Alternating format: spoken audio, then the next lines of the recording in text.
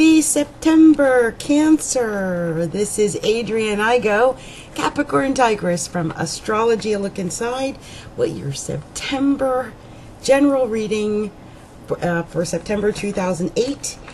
And this month, I think what I'll do is just go ahead and start off discussing the pre-retrograde shadow of Venus that occurs on the 2nd of September.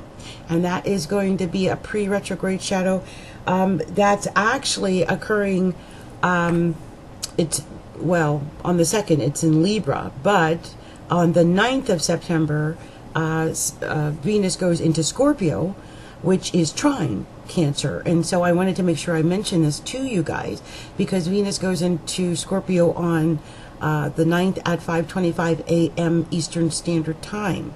Now, Venus will be retrograding on October 5th at 3:05 p.m. Eastern Standard Time in the sign of Scorpio. So please be aware of that, and that's going to be happening. And this all occurs in your solar 5th house. And so it's, you know, it's important to know that, because it's all occurring in your solar 5th house. So I wanted to make sure you understood that. Also, throughout the month, you know, the North Node is in the your solar 2nd house of Leo. And of course that emphasizes money, your money. And there's going to be a little bit of emphasis there, or on the opposite side, because in the month of September, Mars is going to be going back into Aquarius, and that happens on the 10th of September at 8:56 p.m. Eastern Standard Time. And Aquarius is your solar 8th house, and so this could affect your well, money that you get from other people, or money that you might get from a partner, or anything that has to do with that.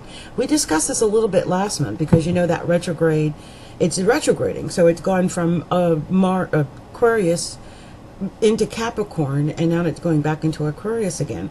But that is really your 7th and 8th house axis, that 7th and 8th house line right there. It's just kind of teeter-tottering between your 7th and 8th house, and it just makes me believe it has something to do with your partner's money, something to do with your partner's money. And I said this last month, I think, and I believe it is something to do with that. Maybe you had a partner who was out of work, and now he's going to find work again. Or maybe you and your partner have been arguing, or something of that nature, because Mars was in the 7th house. And Pluto and Saturn are in your solar 7th house as well.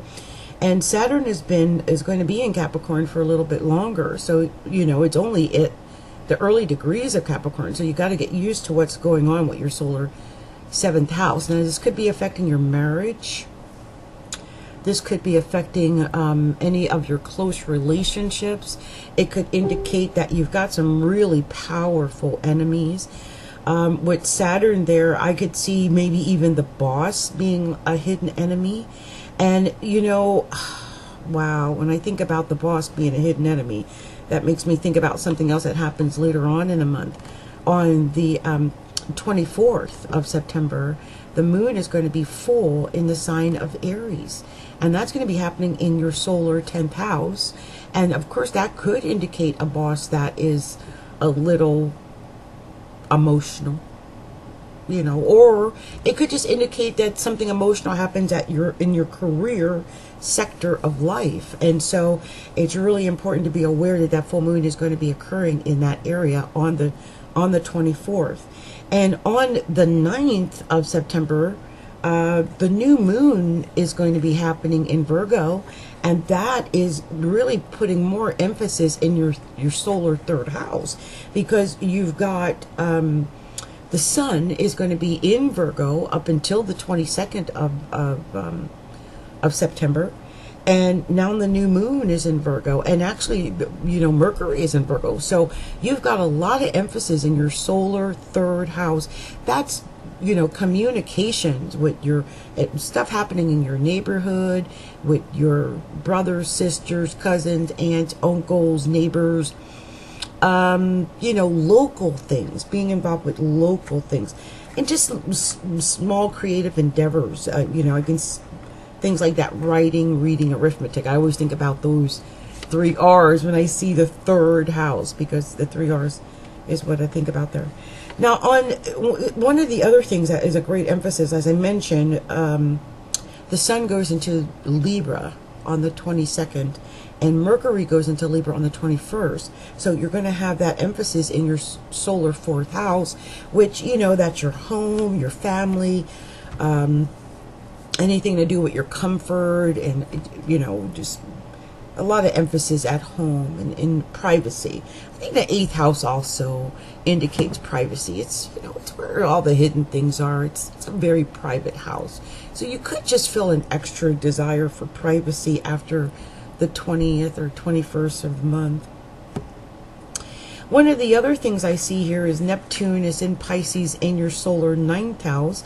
And so I would think that travel might be a little bit confusing for you. If you've got any long distance travel plan, you know, it might be a little bit confusing.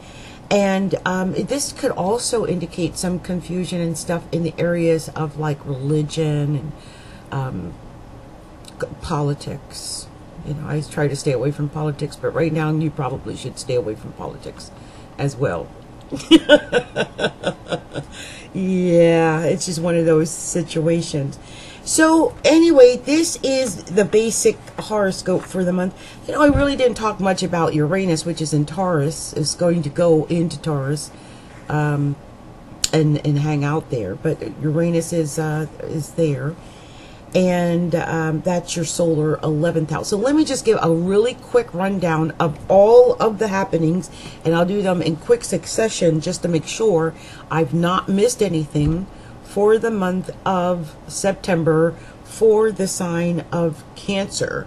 You know, like I said, I think the biggest emphasis is going to be the full moon on the 24th in Aries, which is your solar 10th house. So that's your career emphasis, and there could be some issues, maybe an emotional, you know, outburst or something, and your career or something of that nature.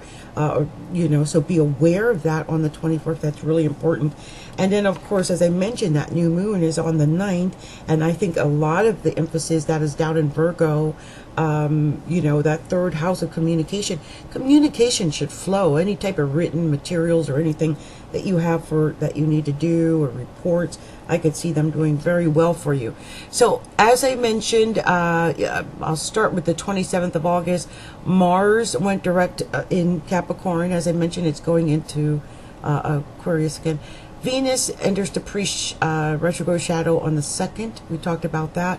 On the 3rd, Jupiter is semi-square Saturn. So there might be a little bit of friction on the 3rd. Jupiter's in your 5th house.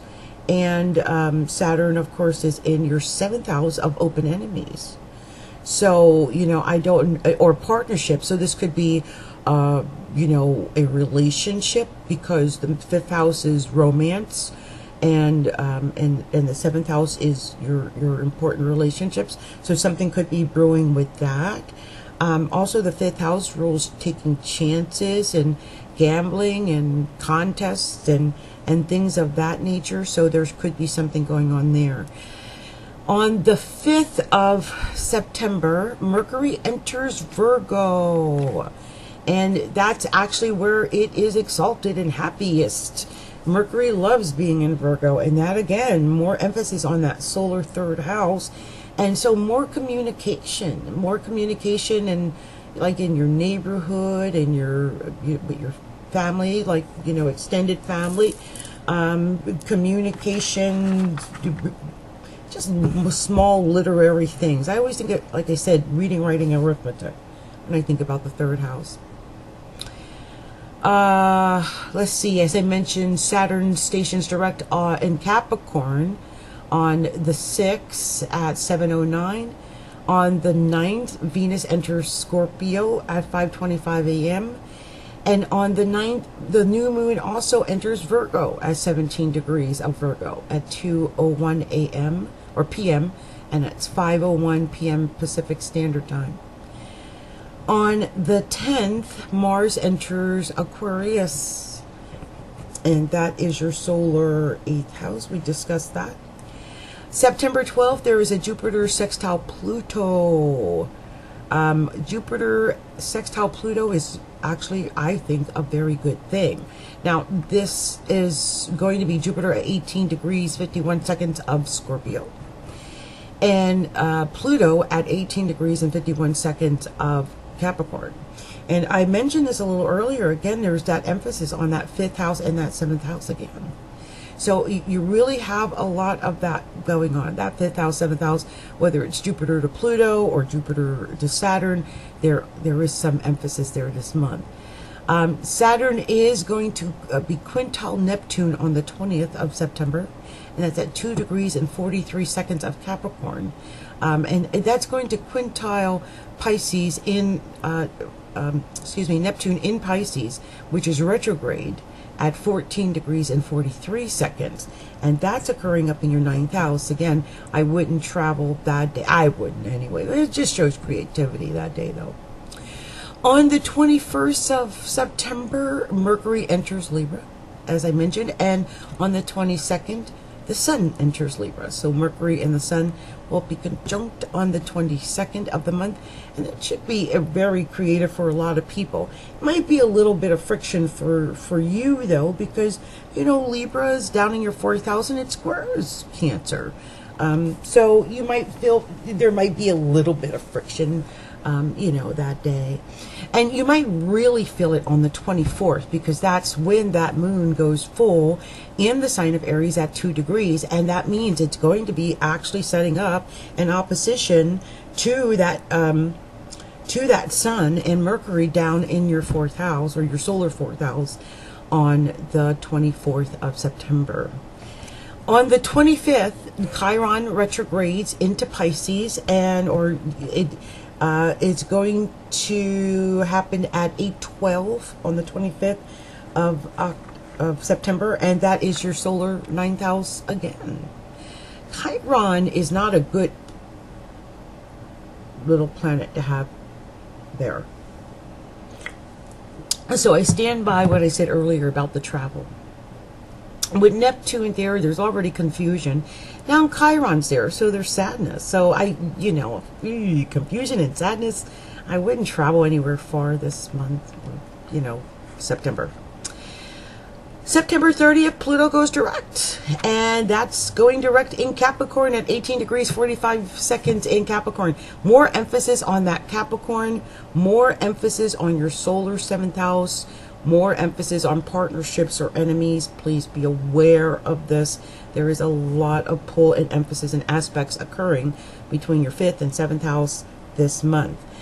On October 5th, Venus retrogrades. I mentioned that earlier, so I did want to let you know that happens at 3:05 p.m. Eastern Standard Time, or 6:05 p.m. Pacific Time, and that happens at 10 degrees and 50 seconds of Scorpio, and it retrogrades that day. That's October 5th, so please be aware of that. Okay, you guys, this has been Capricorntigress, Adrian Igo of Astrology, a look inside, giving you your little horoscope reading for the month of September of 2018. I hope that all of you Cancers have a beautiful, beautiful month of September.